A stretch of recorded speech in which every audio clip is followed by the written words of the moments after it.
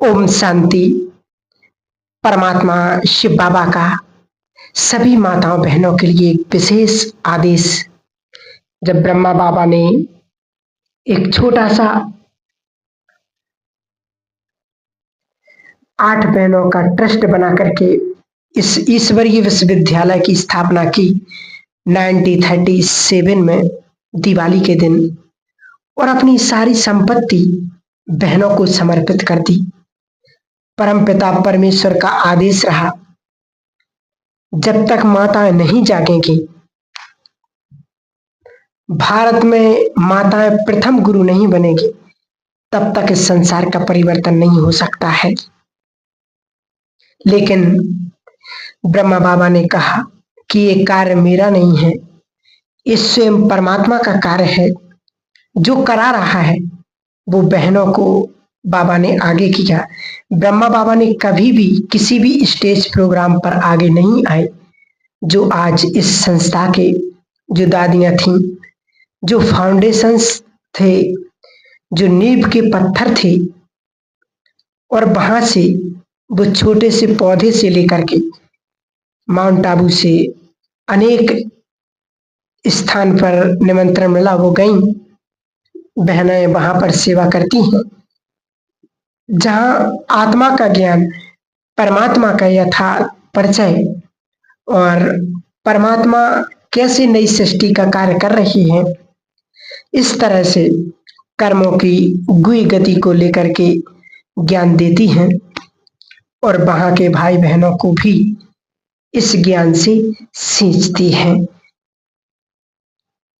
तो कहीं ना कहीं बाबा ने हम सभी बच्चों को विशेष कर्मों की गुहि गति समझाई है। समय की यही पुकार और समय की यही मांग है। क्या हमें पुरुषार्थ करना चाहिए, कैसे अपने कर्मों को सुधारना चाहिए, क्योंकि मनुष्यों ने अपने कर्मों को हृदय के अंदर पाला कि कोई बात नहीं, यदि कोई पाप कर्म हो जाता है तो दूसरी तरफ दान धर्म कर लो तो हमारे कर्म सुधर जाएंगे। ऐसा है क्या कि एक सिंपल लॉजिक है।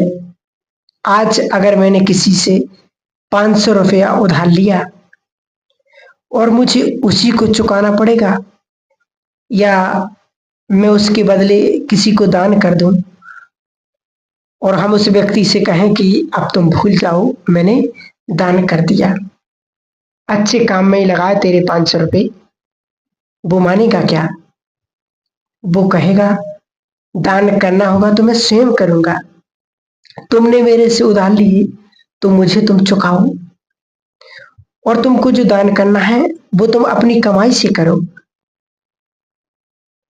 ठीक इसी तरह से आज अगर कोई समझे कि एक तरफ मैं पाप कर्म करता जाऊं, अपना नेगेटिव खाता बढ़ाता जाऊं, और दूसरी तरफ सोचता है कि मैं पॉजिटिव कर्म कर लूं, दान धर्म कर लूं, तो वो बैलेंस हो जाएगा। तो वो बैलेंस कैसे हो सकता है? जो बुरा कर्म किया उसका भी चुकाना पड़ेगा, और जो अच्छा कर्म किया उसकी प्राप्ति भी होगी। कर्म की गुहि गति श्रीमद् भगवद गीता के अंदर जो भगवान ने कहा कि हे अर्जुन, कर्म की गति अति गुह्य है, इसलिए तू कर्म क्या है, अकर्म क्या है, विकर्म क्या है, उसको अच्छी तरह से समझ। एक है कर्म यानी श्रेष्ठ कर्म, और दूसरा है अकर्म। अकर्म माना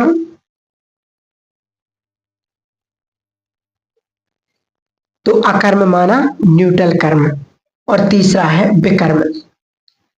विकर्म यानी विकृत कर्म, जो विकारों के वशीभूत होकर के मनुष्य कर्म किए हैं।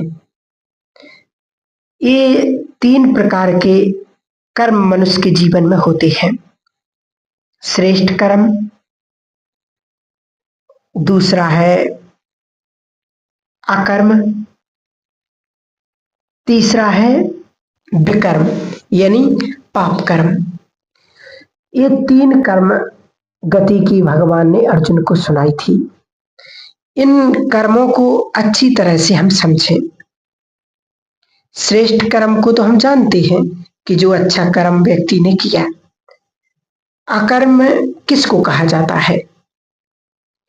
जिस तरह मान लो मैंने धरनी में एक बीज बोया, एक कर्म मैंने अपने हाथों से किया और उस बीज को मैंने पानी दिया, उसकी परवरिश की, एक पौधा निकला और उस पौधे से वृक्ष बना और उस वृक्ष के ऊपर फल लगे। वो फल मैंने तोड़ करके खाया। बीज बोने का काम मैंने भी किया, फल तोड़कर खाने का भी काम मैंने किया, लेकिन दोनों कर्म में कोई अंतर है? बीज बोना भी कर्म है, फल तोड़ करके खाना भी कर्म है। दोनों कर्म में कोई अंतर है? क्या कहेंगे? आपका विवेक क्या कहता है? सोचो, बीज बोना भी कर्म है, लेकिन बीज बोने का कर्म है उसको श्रेष्ठ कर्म। क्यों? क्योंकि एक बीज से मुझे 100 फल की प्राप्ति हुई है और हर सीजन में वो प्राप्त होती रहती है। कितना पावरफुल कर्म है, श्रेष्ठ कर्म। लेकिन वो फल तोड़ करके मैंने खाया, उसका कोई फल नहीं मिलता है। वो कर्म वहां पर समाप्त हो जाता है। खाया, संतुष्टि हुई, पूरा हुआ। उस कर्म का दूसरे को कोई फल प्राप्त नहीं होता है, इसलिए उसको कहा जाता है अकर्म। बीज बोने वाला कर्म है श्रेष्ठ कर्म, जिससे 100 फल मिला, हर सीजन में मिला। इतना पावरफुल कर्म है, लेकिन फल तोड़ के खाने का जो कर्म है वो वहां समाप्त हो जाता है, उसका मुझे दूसरा फल नहीं मिलता, इसलिए उसको अकर्म कहते हैं। जिस कर्म का कोई फल नहीं है वो वहां बैलेंस हो गया, समाप्त हो गया, वो फल खाने का, भोगने का कर्म हो गया।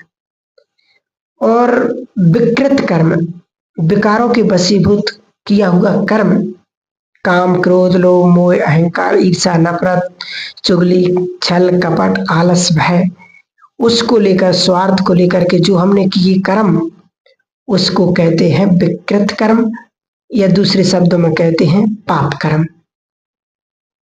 ये 3 प्रकार के कर्म हमारे जीवन में, चाहे जान करके या अनजान में, चलते रहते हैं। और श्रेष्ठ कर्म का ज्ञान जब व्यक्ति को हो जाता है तभी वो कर पाता है, अन्यथा वो श्रेष्ठ कर्म की बीज बोना समझ चाहिए उसके लिए। जिस तरह एक किसान को ये समझ है कि भाई ये सीजन है, कौन सा बीज बोना से मुझे कौन सा फल मिलेगा, इसलिए हमें कर्मों को बड़े सोच समझ करके करना चाहिए। क्योंकि हम नहीं कह देते किसी से भी कुछ भी कि भाई इन्होंने ऐसा किया। जैसे दुनिया में लोग कहते हैं कि ब्रह्मा कुमारी वाले घर तोड़ने का काम करते हैं, तो वास्तव में आज जितने भी डिवोर्स के केस चल रहे हैं, तो क्या वो ब्रह्मा कुमारियों ने किए हैं? नहीं ना, ब्रह्मा कुमारियों के कारण नहीं हुआ है। तो ब्रह्मा कुमारी को ज्वाइन करने के बाद यदि कोई ग्रस्त उल्टा होगा तो वो भी सुधर जाएगा। बाकी अगर आध्यात्मिक से अपने आप को सशक्त कर लेता है तो इतनी सुंदर असिस्टेंट को डेवलप कर लेता है। और आज हमें कहते हुए गर्व होता है कि प्रजापिता ब्रह्मा कुमारी ईश्वरीय विद्यालय के अंदर 10 लाख परिवार हैं जो परमात्मा से श्रेष्ठ बुद्धि का ज्ञान, सुख, शांति, पवित्रता का वरदान प्राप्त कर रहे हैं और रोज ईश्वरीय महावाक्यों को सुन रहे हैं। तो ये भगवान का ही हम सभी बच्चों के लिए श्रेष्ठ प्यार है, पुरुषार्थ है और उसकी प्रारब्ध है। इसलिए अपने मन को एकाग्र कर अपने कर्मों को भी हमें सुधारना है, ताकि आने वाले समय में हम भगवान के सामने सर उठा करके जाएं और भगवान हमसे प्रसन्न हो जाए। इसलिए हमें अपने जीवन में कोई भी ऐसा कर्म नहीं करना है जिससे वो पाप कर्म बन जाए, अकर्म बन जाए, विकर्म बन जाए। ओम शांति।